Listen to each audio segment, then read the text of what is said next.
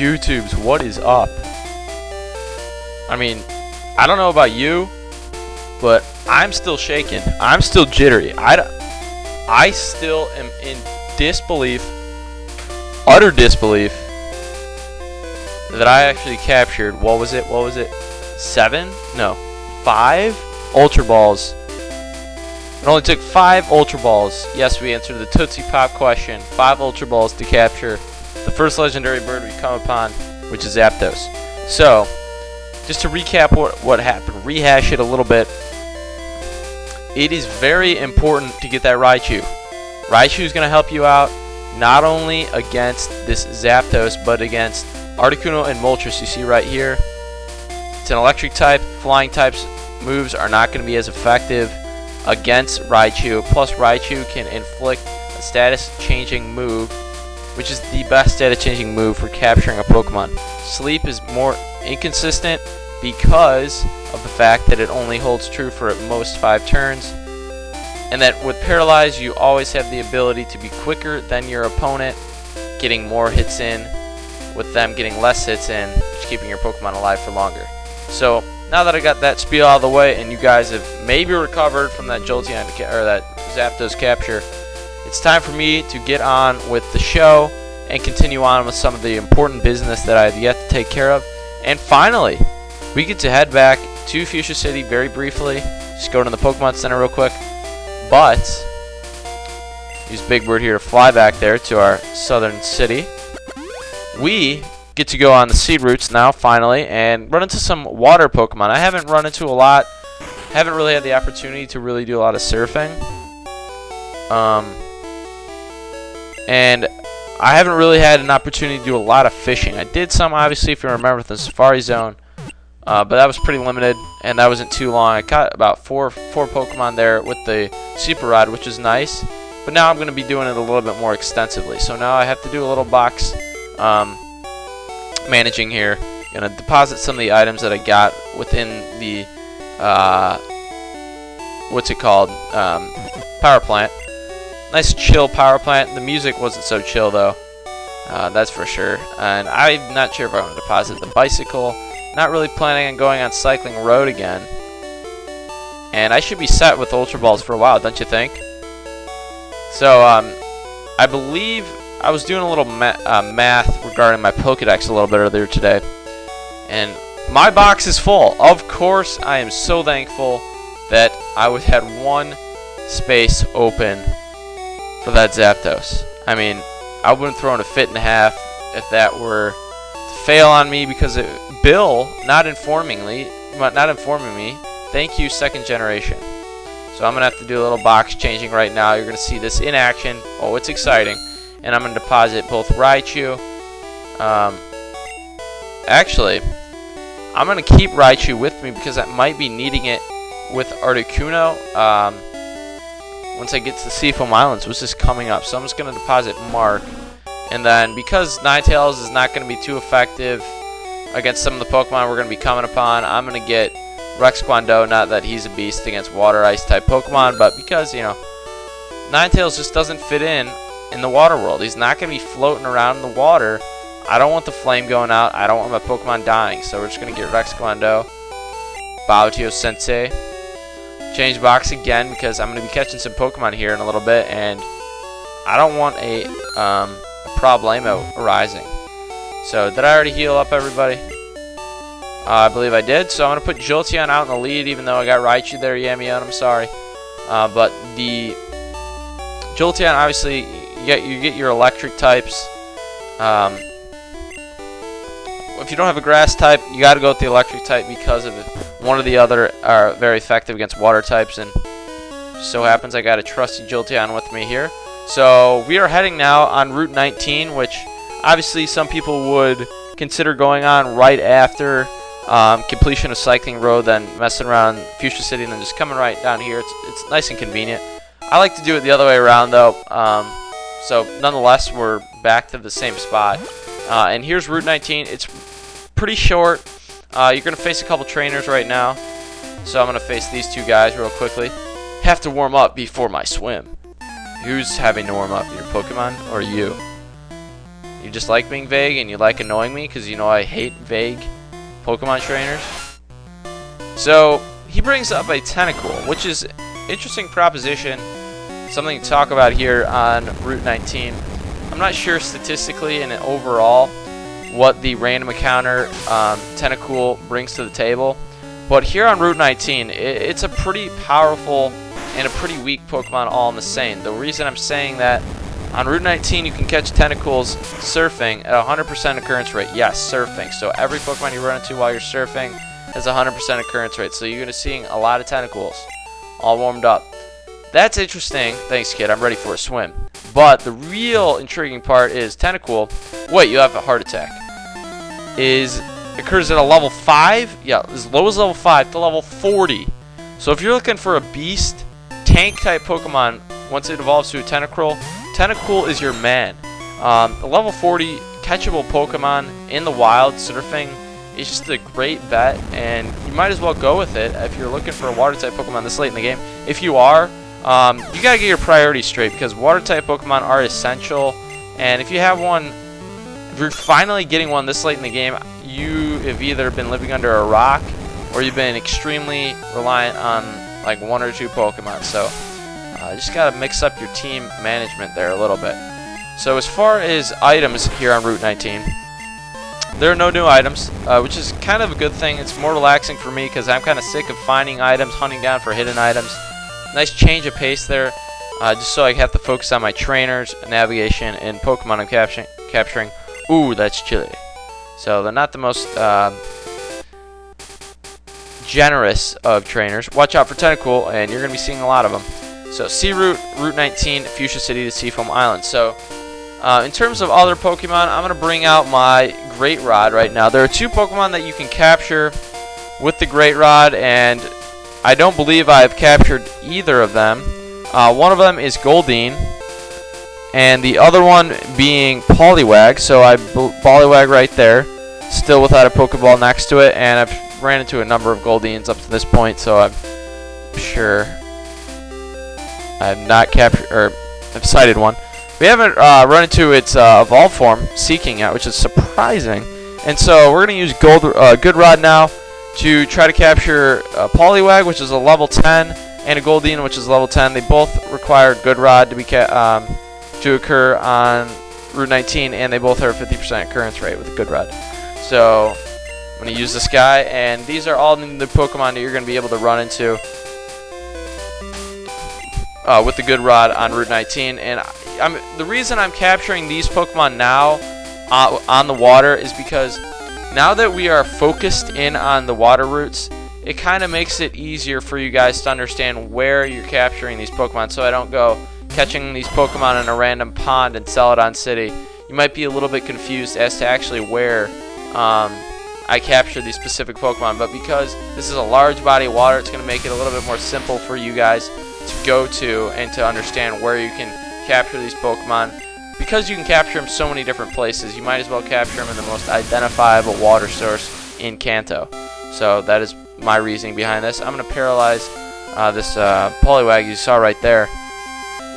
And at level 10, it's pretty weak, so you're not going to have a lot of options in terms of weakening it unless you got False Swipe with you, but I highly doubt that. And so we got POLIWAG, paralyzed POLIWAG, but Ultra Ball came through beautifully for me there. So did Raichu's Thunder Wave, which will be effective here on this route. Its newly grown legs prevent it from running. It appears to prefer swimming than trying to stand. Well, there, it's nice and resourceful. So I'm not going to nickname my POLIWAG. I'm going to send it to the PC, obviously. And that takes care of one of the 6 Pokemon that we're going to be capturing here on this route. Now I'm going to bring out the Good Rod once again, and we're going to try to run into a GOLDEEN.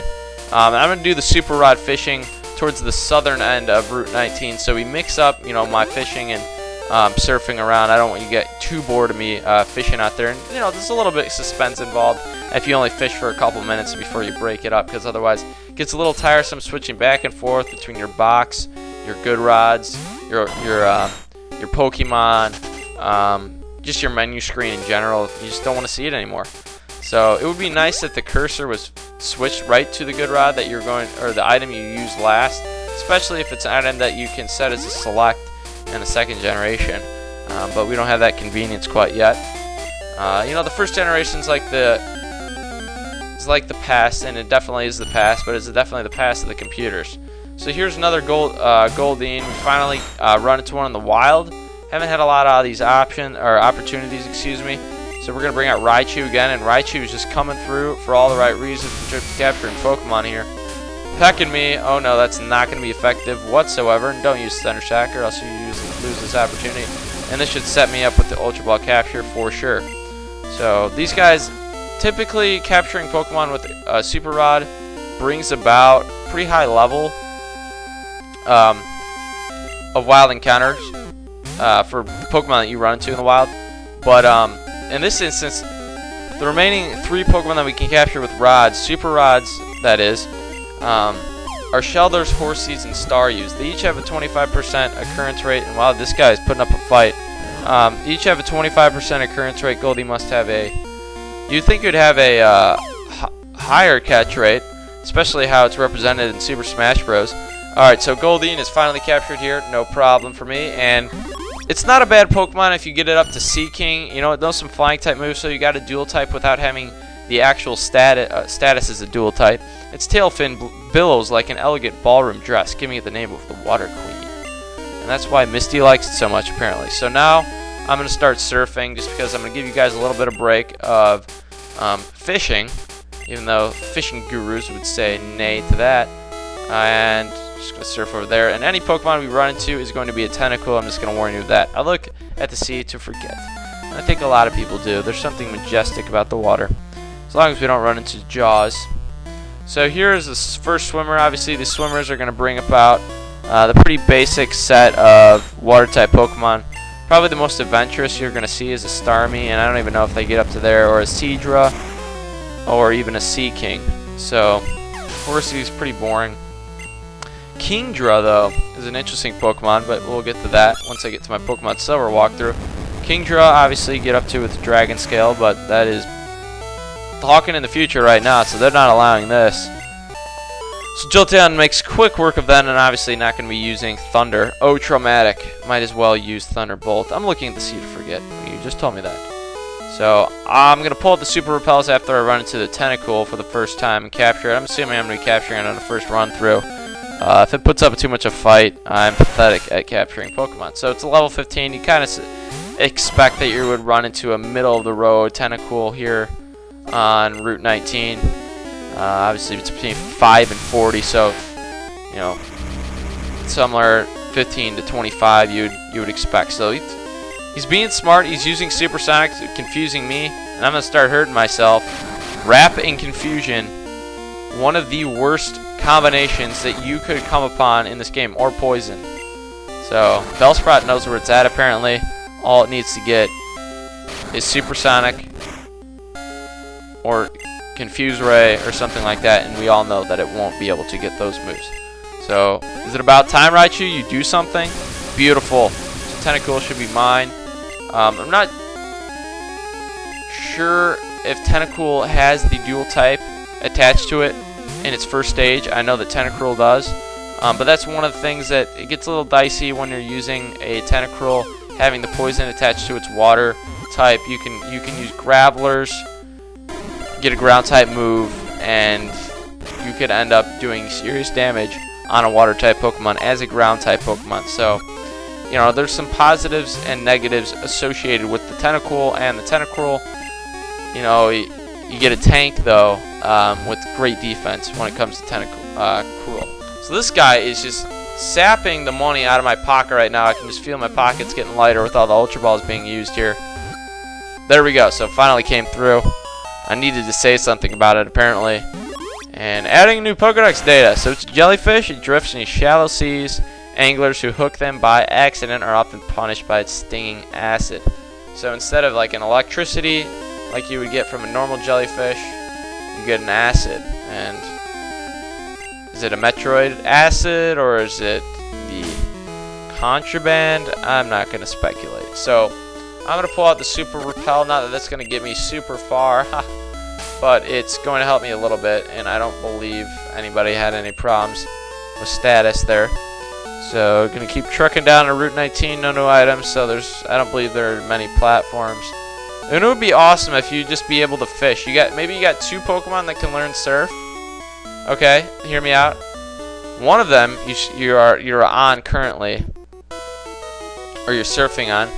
Then you could jump onto another guy and surf, or you could just fish off one Pokemon, whatever. I love swimming. What about you? I love surfing. Surfing on I'm not even sure what this sprite looks like. Obviously, in the second generation, it's identifiable as a Lapras. I'm not even sure what this guy looks like. It's like a flattened seal, like a severely flattened, under a rolling pin seal, like Roger Rabbit style. Who Framed Roger Rabbit style? Whatever. So here's a Poliwhirl. Obviously, the evolved form of the Poliwag.